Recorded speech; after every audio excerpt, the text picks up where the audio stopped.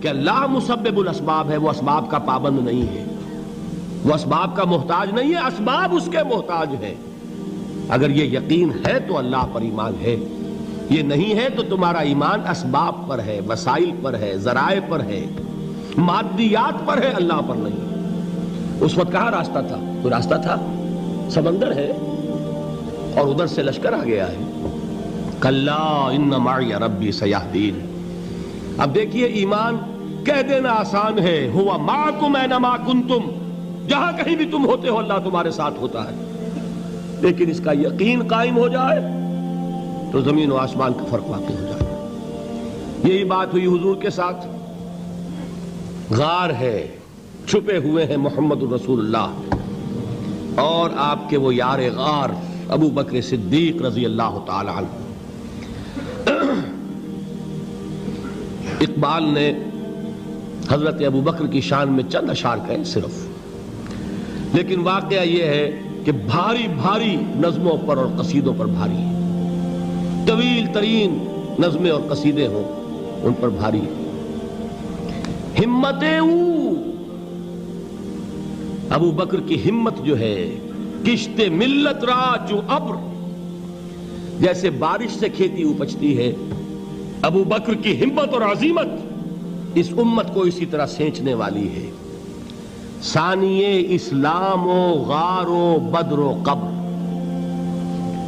وہ دوسرے تھے اسلام میں، دوسرے پہلے کون تھے؟ انا اول المومنین، حضور فرماتے ہیں سب سے پہلا ایمان لانے والا میں، دوسرے ابو بکر۔ ویسے ہمارے ہاں یہ چلتا ہے اختلاف، حضرت علی پہلے ہیں کہ حضرت ابو بکر پہلے ہیں، لیکن اس میں بڑی خوبصورت تطبیق قائم کی ہے علماء نے اور بہت صحیح ہے۔ چار کے بارے میں فیصلہ ہی مت کرو کہ کون پہلے ہے، ان کی ایک عجیب تقسیم کر دی ہے۔ آزاد مردوں میں، بالغ مردوں میں سب سے پہلے ابو بکر، بچوں میں سب سے پہلے علی، خواتین میں سب سے پہلے خدیجہ، اور غلاموں میں سب سے پہلے زید ابن حارثہ۔ بڑی پیاری تقسیم ہے، یہ چاروں ہی پہلے ہیں، ہر ایک کے لیے اولیت ہے۔ اور واقعہ یہ ہے کہ اگر زمانی اعتبار سے تعین ہوگا تو پہلے خدیجۃ الکبریٰ آئیں گی رضی اللہ تعالی عنہ۔ کسی اور سے بات کرنے کی نوبت بعد میں آ سکتی ہے، پہلے تو اہلیہ محترمہ سے بات ہوئی، آتے ہی پہلی وحی ہوئی ہے، ابھی تبلیغ کا حکم نہیں تھا۔ کس کو بتایا واقعہ؟ ابھی اپنی نبوت کی تبلیغ کا تو حکم ہی نہیں آیا۔ واقعہ کس کا ہے؟ وہ خدیجہ کا ہے۔ جب کہا ہے کہ خشیت علی نفسی، مجھے اپنی جان کا اندیشہ ہے، تو کیا جواب دیا خدیجہ نے رضی اللہ تعالی عنہا؟ وہ صدیقۃ الکبریٰ ہے۔ صدیقات جو ہے خواتین، ان میں چوٹی پر خدیجۃ الکبریٰ ہے رضی اللہ تعالی عنہا، اور صدیق جو مرد ہیں ان میں صدیق اکبر ہے ابو بکر صدیق رضی اللہ تعالی عنہ، لیکن صدیقات میں چوٹی پر۔ جب حضور نے فرمایا خشیت علی نفسی، کیا فرمایا؟ کیا عرض کیا؟ کیسے تسلی دی؟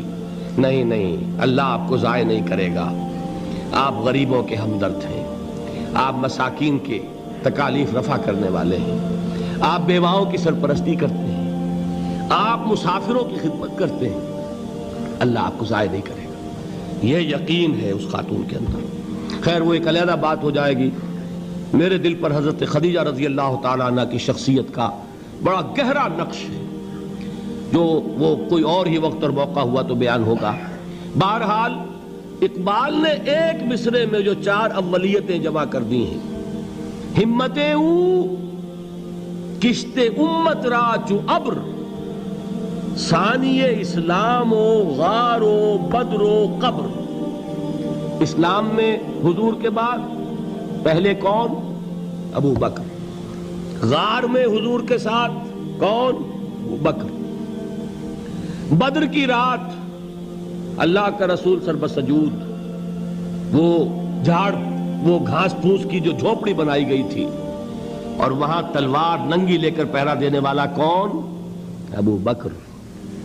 اور اس حجرہ عائشہ میں محمد کے بعد سب سے پہلے دفن ہونے والا کون؟ ابو بکر رضی اللہ تعالی عنہ وصلی اللہ علیہ وسلم۔ وہ جو معاملہ میں سنا رہا تھا غار ثور کا، حضرت ابو بکر بھی حضور کے خیال سے لرز گئے ہیں. آپ کو یاد ہوگا کہ جا کر پہلے تمام جتنے سوراخ تھے انہیں بند کیا ہے. ایک سوراخ رہ گیا تھا جس کو بند کرنے کے لیے کوئی کپڑا نہیں تھا. وہاں اپنی ایڑی رکھی ہے. تب کہا ہے حضور سے تشریف لائیے, اور اپنے زانو پر حضور کو لٹایا ہے.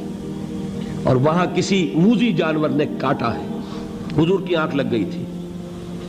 اس وقت اس بل کے اندر جو بھی بچھو ہے کیا ہے واللہ عالم, اس نے کاٹا ہے. اس کی تکلیف کی وجہ سے ابو بکر کی آنکھوں سے آنسو ٹپک گئے. حضور کے چہرے مبارک پر پڑے ہیں تو حضور جاگے ہیں, معاملہ کیا ہے. ایڑی نہیں ہٹائی وہاں سے, مبادا وہ جانور وہاں سے نکل کر محمد الرسول اللہ کو کوئی گزن پہنچا دے. ابو بکر کی ایڑی ہے, جس طرح چاہے کھا لے, ختم کر دے, جان نکل جائے تب کوئی آنچ آئے محمد پر تو آئے, لیکن جیتے جی نہیں. وہ ہے ابو بکر حضور کے خیال سے. اس وقت حضور نے پھر اپنا لعاب دہن لگایا ہے اور اس سے پھر آپ کی تکلیف ختم ہوئی. جیسے خیبر میں حضرت علی کی آنکھ دکھ رہی تھی, اس کو جو شفا حاصل ہوئی ہے وہ بھی حضور کے لعاب دہن سے ہوئی. تو بہرحال اس وقت انہوں نے کہا ہے کہ اے نبی یا رسول اللہ, اگر اس وقت ان میں سے کسی نے غیر ارادی طور پر بھی اپنے قدموں کی طرف جھانک لیا تو پکڑے جائیں گے. کیا جواب تھا اللہ کے رسول کا؟ لا تحزن ان اللہ معنا. اللہ ہمارے ساتھ ہے, کیوں گھبراتے ہو ابو بکر. یہ ہے ایمان باللہ, میرا مالک اللہ, میرا رازق اللہ, میرا محافظ اللہ, میرا مددگار اللہ, میرا پشت پناہ اللہ, میرا دوست اللہ. یہ دوستی ہے اللہ کی جو لب لباب ہے, حاصل ہے ایمان کا. اسی کا نام ولایت ہے. اولیاء اللہ کے سروں پر سینگ نہیں ہوتے. جس کے دل میں ایمان راسخ ہو چکا ہو وہی اللہ کا ولی ہے. جسے اللہ پر یقین ہو چکا ہے وہی اللہ کا ولی ہے.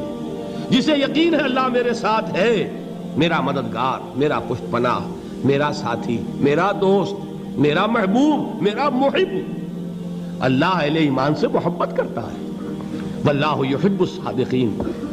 ان اللہ یحب الذین یقاتلون فی سبیلہ صفا کانہم بنیان مرصوص. اللہ محبت کرنے والا, اہل ایمان محبوب, اور اہل ایمان محبت کرنے والے اللہ محبوب. والذین آمنوا اشد حبا للہ. آپ تصور کیجئے جسے یہ رشتہ ایمان یا رشتہ ولایت حاصل ہو جائے, الا ان اولیاء اللہ لا خوف علیہم ولا هم یحزنون. آگاہ ہو جاؤ, اللہ کے دوستوں کے لیے نہ کوئی خوف ہے نہ کوئی حزن ہے. اور میں بیان کر چکا تھا, خوف اور حزن کے خاتمے ہی کا نام امن ہے. زوال خوف, زوال حزن. یہ خوف اور حزن کیوں آتے ہیں بار بار؟ اللہ تخافوا ولا تحزنوا, دونوں آ گئے. الا ان اولیاء اللہ لا خوف علیہم ولا هم یحزنون, پھر وہی دو. وہ کیوں ہے؟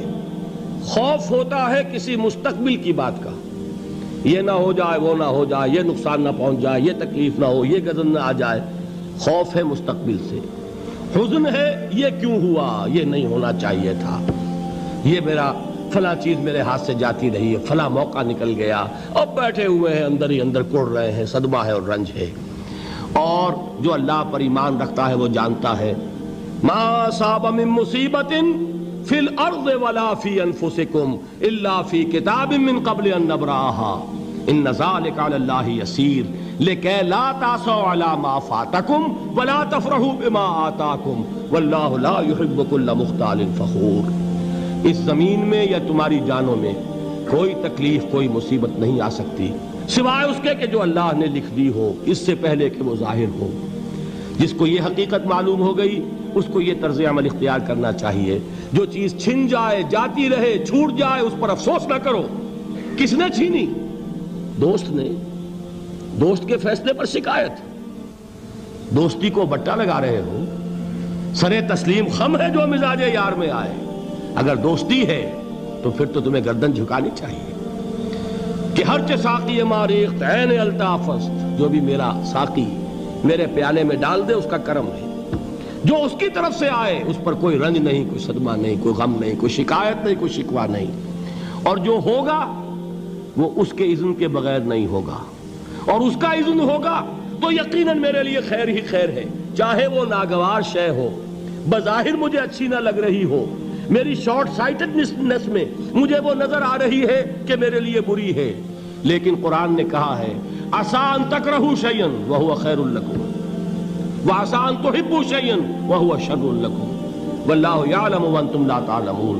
ہو سکتا ہے تم کسی چیز کو ناپسند کرو درحال ہے کہ اسی میں تمہارا خیر ہو، اور ہو سکتا ہے تم کسی چیز کو پسند کرو درحال ہے کہ اس میں تمہارا شر ہو۔ اللہ جانتا ہے، تم نہیں جانتے۔ جب مجھے یہ بات معلوم ہو گئی، میں نے اپنا معاملہ اللہ کے حوالے کیا۔ سپردم بے تو مایا خیش را تو دانی حساب کم و بیش را، اے رب جو تو چاہتا ہے وہ ہو، تیرے علم میں جو شے میرے لیے خیر ہے وہ ہو جائے، میری کوئی پسند نہیں، میری کوئی چاہت نہیں، یہ ہے راضی برضائے رب۔ اکبر الہ آبادی نے اسے کہا ہے رضائے حق پہ راضی رہ، یہ حرف آرزو کیسا، خدا خالق، خدا مالک، خدا کا حکم تو کیسا۔ جب میں آ گیا بیچ میں، میری پسند، میری مرضی، میری خواہش، میری چاہت، یہی تو شرک ہے۔ ما شاء اللہ کان وما لم یشاء لم یکن، جو اللہ نے چاہا وہ ہوا، جو اس نے نہیں چاہا نہیں ہوا، اختیار اس کا ہے، میرا تو نہیں۔ رضائے حق پہ راضی رہ، یہ حرف آرزو کیسا، خدا خالق، خدا مالک، خدا کا حکم تو کیسا۔ اقبال نے اسے کہا ہے فارسی میں، اب آپ کہیں اس کا ترجمہ بھی کرو تو وہ مجھے ذرا اس وقت کچھ بہت ہی بدذوقی کسی بات نظر آئے گی۔ جائیے پوچھئے کسی سے جسے فارسی آتی ہو۔ بروں کشید ز پیچا کے ہست و بود مرا، چے اقدہا کے مقام رضا کشود مرا۔ مجھے تو تمام پیچ و خم سے نکال دیا اس مقام رضا نے، میں راضی برضائے رب ہوں، جو فیصلہ اس کا میں اس پر راضی۔ تو کہاں کا حزن اور کس کا خوف، یہی زوال حزن اور زوال خوف، یہی ہے امن، یہ نتیجہ ہے ایمان کا۔ تو جان لیجئے یہ ہے لب لباب، یہ ہے حاصل ایمان کا، یہ ہے تو ایمان ہے، یہ نہیں ہے تو ایمان نہیں۔